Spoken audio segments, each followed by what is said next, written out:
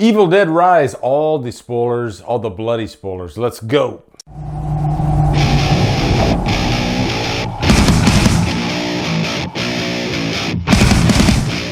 What's up, guys? Welcome to all the spoilers for Evil Dead Rise. I gave it a couple days rest before I jumped into the spoiler review just to let it percolate a little bit. And I'll just say this. It will be a long time, I think, before we have a franchise, dyed-in-the-wool horror movie, not for really non-horror fans, that is this freaking good. I'm saying that out there right now. I was shocked by how much I enjoyed this movie. Really, all I was asking for was just give me something on par with the remake, maybe a little less, but if you can match the intensity of the remake and still kind of going with that basic core plot structure, then we're gonna be okay. And they gave me that and then some. And so looking forward to getting into all the spoilers for this movie. And it's kind of sad because I'm trying to think what's the next big tentpole horror franchise movie that's I can't think of one. Can you guys in the comments? Scream's done, Halloween's done. Now Evil Dead, the last Evil Dead movie was 2013, 10 years ago. I mean, who knows? Who knows what the next one is? We have some news for Friday, but who knows how long that's gonna take, right? It's kind of mixed emotions for me because I was just so on a high from this movie, but also I was just like, damn, I want more of that. And again, I walked out of this movie thinking, everybody's gonna love this. And no, that's just the way, that's the internet for you. There were people that came out of this movie and they said, it was just, man, one guy literally said that this felt watered down. Are you fucking kidding me? You thought an Evil Dead movie that is pretty much akin to the last movie was, now I'm not saying, if you don't like it, that's fine, but to say this movie is watered down, wow. Like, wow. Okay, whatever. I'm done. I quit. I give up the internet. It's over. You know what? I want to dive right into something. And I'm just going to kind of scratch the surface here. I'm going to do a whole segment on my next DD Live, which is tomorrow night, which hopefully I can get this up tonight. I don't know if it's going to happen. So it might be on the day that this comes out that I'll be doing the DD Live, and I'll go more into this. But somebody, of course, multiple people, said this movie was woke. And guys, I'm just sick of it. I'm literally so goddamn sick of the word. And I'm not saying it doesn't exist, but I'm saying that so many people throw that word around now because if there's a strong woman or if there's somebody that's not a white male in the movie, then you gotta be pissed off. Wake the fuck up, people. Seriously, it is annoying at this point, okay? I'm not saying all movies are perfect, all right? And I'm gonna go deep into this stuff because I'm done with it. I'm so freaking done with it. So on my live stream, I have some talking points and I'm gonna go deep into it. And I'm not saying everything out there is great. And I'm not saying agendas don't get pushed, all right? I know that there is a problem with that, but this shit doesn't bother me as much as it bothers some people. And really, it doesn't bother some people. They just wanna get clicks and they wanna make money. And that's fine, okay? But yeah, we'll get more into that, all right? Because I'm already getting heated. It's annoying the fuck out of me, seriously. But anyway, let's dive into this movie. That opening, it's a wraparound, right? You wrap around with the cabin. There's this young group of people at this cabin, and right away you see that drone shot going through the woods. It's dressed like a Raimi shot from the original Evil Dead. And I will say this opening did feel a little rushed, but you do have that creepy scene in there where the girl comes into the bedroom and then you see her friend's back to her, just sitting on the bed, and the creepy Deadite noises that we hear. And I did like that it was in the daytime, because usually we don't see Evil Dead movies where all the horror type shit is happening in the daytime. Most of the time it's at night. I'll have to go back, but like Army of Darkness, that's its own animal. And I know a lot of that movie takes place in the daytime, but it's not like, Army of Darkness to me is a comedy. It's really not horror at all. It just doesn't feel like horror. One good thing about this opening, or two good things actually, is when she falls off that bed and she rips the skin off of her scalp, I'm like, oh shit, here we go. We are in an Evil Dead movie now. And then the coolest horror opening title I have ever seen in my entire life. It was just insane how the title card just slowly rises up. And a great start for this movie because the rest of the movie is pretty damn dark and it's in a rainy type of environment. Now let's talk about that high-rise type of environment. Thinking back, how many movies have we had that have like a high-rise setting? Well, of course, we've had Demons 2, which I reviewed that one, I think, last year. First time I had seen that movie. Love Demons 2. I highly recommend, if you haven't seen Demons and Demons 2, check them out immediately. The first one takes place in a movie theater. Second one takes place in a high-rise, and you're just having a blast, okay? But of course, Poltergeist 3 also takes place in a high-rise. Someone's Watching Me, I think, the John Carpenter movie, takes place in a kind of a high-rise apartment setting. So, you know, you have a few movies like this. I'd say, you know, you got two main characters. You got Beth and you got Ellie, but Ellie is the Deadite in the movie. She gets infected pretty early on. But you got Beth, who is kind of our heroine of the movie. She happens to be in the music world. She's a guitar tech, and she doesn't know what the hell she just walked into. You know, she's there for her sister and the family. Now, one, I guess, non-factor of this movie, and correct me if I'm wrong, is that Beth is pregnant. And that plot point didn't really factor into the movie that much, other than it, you know, maybe upping the ante with the tension a little bit. You know, maybe you care about her a little bit more, I don't know.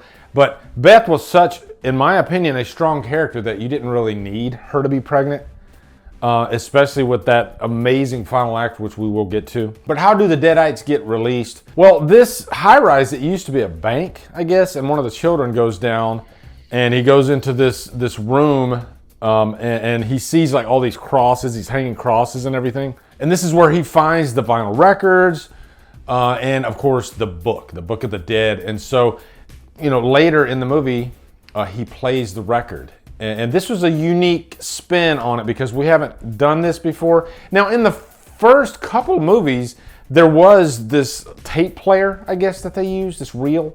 So it's kind of the same thing, but you know, they use a vinyl record, which was really cool. But I guess the one pass of a nitpick that these movies have is that you're always yelling at the person to don't play that record, don't open that door. And there's a few moments like that in this movie. And of course, he plays the record. Then he sees that this could be really bad, and so he tries to take the needle off. And of course, it won't let him. And I was like, oh damn, that's pretty cool. You know, at a certain point, you don't have any control over it anymore. The Deadites, they have control. Now, I always wonder, where do these Deadites come from? Because they come from outside and they come into the apartment building, and you see them, and they come into the elevator, I believe, and then they infect Ellie. Now, plot-wise, this movie had so much going for it because it wasn't just a group of friends. It was a mother and her children. You know, and then her sister that's thrown in the mix. And so first you got the mother that's attacking pretty much anybody. She wants to kill the kids. She wants to kill her sister. And so Beth, she's just in this really horrible situation. But the fun of these Evil Dead movies is not really the end result. It's like the journey, the blood, the guts, the gross out moments. For instance, like when Ellie just pukes her guts out on that floor. These movies, I said this in my non-spoiler review, they're not for the uninitiated. They are for true horror fans. I hate to use the word true for anything, okay? They're just for straight up horror fans. And even horror fans, some of them don't like this type of stuff. Some people, they just like more of the cerebral or more of the tension-based stuff. Evil Dead's not that. All right, Evil Dead is just straight up gore, evil shit. You got like the demon eyes, the cuts on the skin, desecrating the body. You know, it goes pretty far. Words that I can't even say because I'll get in YouTube trouble. And I've often stated that, you know, possession type movies, I think Evil Dead steps a little bit outside of your normal possession movie. There's something unique about it, even a little bit of dark humor to it. And it's one of the few franchises where you have humor and horror not even separated, like this scene will be funny and then this scene will be scary. No, you could have literally a scene that is funny and scary at the exact same time. Very few horror movies do this. Now, one of the big questions in this movie was, were the kids going to be infected? Do they have the balls to go there? And of course, Lee Cronin does that. Huge props to Lee Cronin for this movie too, for being creative, putting scenes like the peephole scene in there, just the unique setting. I didn't praise him enough in the previous review. I have to praise him in this one. Wow, great work. The middle child gets attacked by Ellie. There's that great scene where she's like, her back's to Beth, and then Beth sees her eating the glass, and you see the glass like coming through, or almost coming through her neck. Now, this was one of those movies, of course, Beth was our, main heroine, but you also had Cassie, who was the youngest daughter. I loved this young actress. She was just so rootable. I was constantly rooting for her throughout this whole movie. I did not want her to get infected, which she didn't, but she did get, bathed in blood by the end of the movie. Especially like the elevator scene where it just starts filling up with blood, her and Beth. And just like in movies like The Shining, the blood just like rushes out.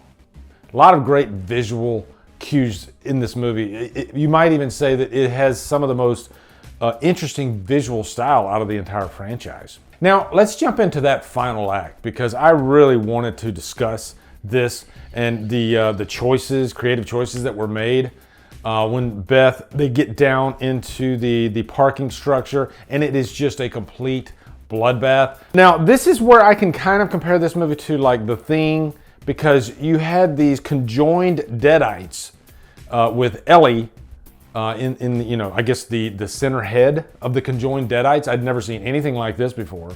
But this is the moment where we get the chainsaw. Beth finally gets a hold of the chainsaw. And what is it about the chainsaw that we just love so freaking much? You have to have it in any one of these movies.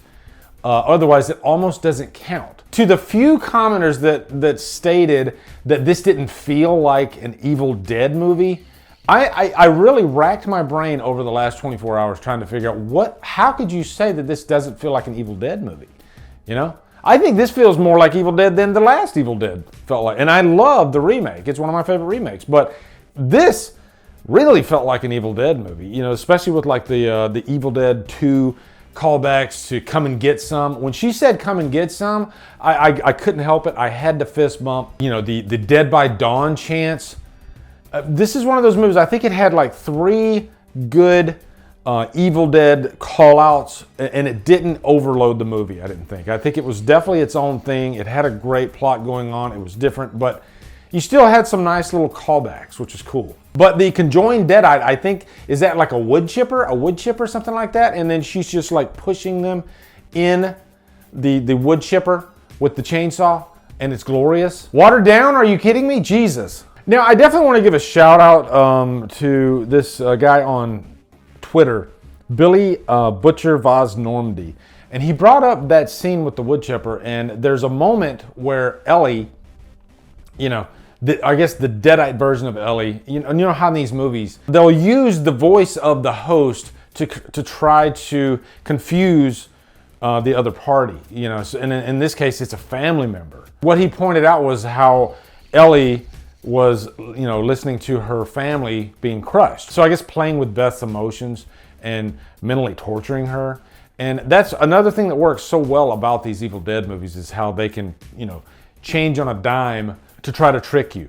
And really, if you break down that scene, it's kind of a look at motherhood, and maybe Ellie's actually in there crying out because her children are dying along with her. And you can kind of relate it to motherhood in general, and how it can be rewarding and also torturous. The things that mothers will do for their children. And I think that was a great plot point to add into this movie to maybe challenge the audience a little bit. Meaning that I think different people are going to have different reactions to this movie. If you are a mother, you might have a different reaction to this movie than if you're a teenage boy. You know what I mean? And that's what I liked about this movie. So anyway, guys, I want another Evil Dead movie so bad. You can let Lee Cronin keep directing them if you want. He did a fantastic job with this movie. Keeping it at a Trapped on an Island. Let me know down in the comments what you guys thought of this movie. What was your favorite I guess, gross out Deadite moment or just moment of violence. Looking forward to hearing your comments, and also looking forward to talking about this movie on my DD Live, my next DD Live. So anyway, I'm gonna go edit this, but be sure to come over to Killer Flicks, where we talk horror all day and every day. And on Fridays, we do free on Fridays. Follow me at Drumdums and on my socials. Support me on Patreon, buy me a coffee. And you guys, thank you so much for watching. Have a good day. Drumdum out.